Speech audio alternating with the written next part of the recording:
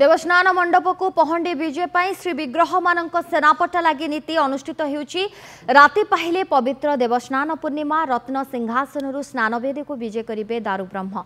स्नान यात्रा और घोष यात्रार विभिन्न पर्यायर नीति पाई श्रीमंदिर में दैतापति माने गतकाली प्रवेश करिसेंती। गतकाली संध्या धूप हेबा परे दैतापति माने महाप्रभुंकर बाहुट कंठ नीति संपादन करिसेंती। सेपरि स्नान यात्रा पहंडी पाई कोठो सुआसिंग सेवक माने रत्न सिंहासन रे चारमाळ बांधी महाप्रभुंकर श्रीअंग सुरक्षा पाई दैतापति माने सेनापटा लागि करुछन्ते।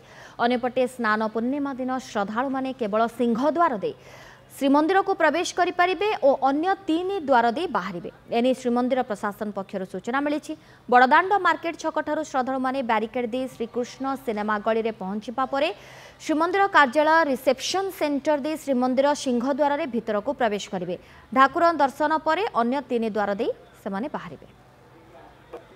जगन्नाथ 108 गला पानी गाधीबे राति हाथी बेश हो जो दुर्लभ दर्शन को सारा विश्व अपेक्षा करछि सेटा काली आम चेष्टा करूँ जमी शृंखलित हे और प्रभु आगे किए न ठिया मु समस्त रिक्वेस्ट करी समस्ते भक्त बुंद दर्शन करेंगे सब सेवायत भाई मैंने प्रभु पाखे बसतु एवं आज नीतिकांति ठीक चलती अबिका जगन्नाथ सेनापड़ा लगी चलती सेनापड़ा लगी माने कौन जगन्नाथ अंग सुरक्षा दैतापति आज आरंभ कले दैतापति काम संपूर्ण चलो आज 4टा बेले मंदिर मेन गेट खोल अबिका दर्शन बंद अच्छी गेट बंद अच्छी 4टा बेले गेट खोल दर्शन शेष पर नीतिकांति होगी काली सका जगन्नाथंकर पहंडी विजय हम स्नान मंडप उपरकू।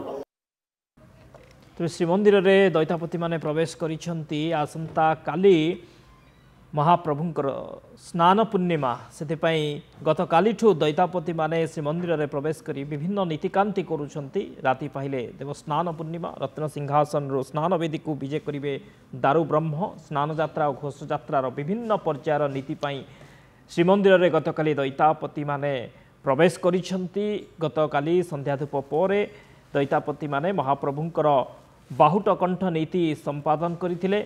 सेपरि स्नान यात्रा पहंडी पाई कोठ सुआसिया सेवक माने रत्न सिंहासन रे चारमाळ बांधी महाप्रभुंक श्रीअंग सुरक्षा पाई दैतापति माने सेनापटा लागि करुछंती। अन्यपटे स्नान पूर्णिमा दिन श्रद्धालु माने केवल सिंहद्वार दे श्रीमंदिर को प्रवेश करिवे एवं अन्य 3 द्वार दे बाहर को आसिबे। एने श्रीमंदिर प्रशासन पक्षर सूचना दि जाइछि। तबे बड़दाण्ड मार्केट छकटारू श्रद्धालु माने बैरिकेड दे श्रीकृष्ण सिनेमा गली रे पहुंचला परे श्रीमंदिर कार्यालय रिसेप्शन सेंटर दे श्रीमंदिर सिंहद्वार रे भीतर को प्रवेश करिवे। ठाकुर दर्शन परे अन्य 3 द्वार दे बाहर को बाहरिबे। एथिपई व्यापक व्यवस्था करा जाइछि प्रशासन पक्षरु। तबे आसंता काली देवस्नान पूर्णिमा तबे एही नीति को श्रृंखलित सुरुखुरे करिबा पई व्यापक व्यवस्था करा जाइछि। भक्त माने किभଳି श्रृंखलित भावे दर्शन करिवे किभଳି महाप्रभुंकर जो गजबेश दर्शन करिवे श्रृंखलित भावे से नहीं प्रशासन पक्षर व्यापक व्यवस्था करा जाइछि। एवं दैतापति सेवक माने गतकालीठू मंदिर रे प्रवेश करी विभिन्न नीतिकांति आरंभ करिसंती एवं घोष यात्रा स्नान यात्रा पई विभिन्न पर्यायर ये दैतापति सेवक मानकर रही कार्य से मानकर नीति रही। तेरे गतकाली संध्या धूप पर दैतापति माने महाप्रभुंकर बाहुट कंठ नीति संपादन करथिले। स्नान यात्रा पहंडी पाई कोठ सुआसिया सेवक माने रत्न सिंहासन रे चारमाळ बांधी महाप्रभुंक श्रीअंग सुरक्षा पाई दैतापति माने सेनापटा लागि करुछंती। तेरे अन्यपटे स्नान पूर्णिमा दिन श्रद्धालु माने केवल सिंहद्वार दे श्रीमंदिर को प्रवेश करिवे एवं अन्य 3 द्वार दे बाहर को बाहरिबार व्यवस्था करा जाइछे। तेबे राति पहले पवित्र देवस्नान पूर्णिमा देवस्नान मंडप को पहंडी विजय पाई श्री विग्रह मानकर सेनापटा लगी नीति अनुष्ठित होउछि। राति पहले जेहेतु पवित्र देवस्नान पूर्णिमा रत्न सिंहासन स्नानवेदी को विजय करिवे दारु ब्रह्म।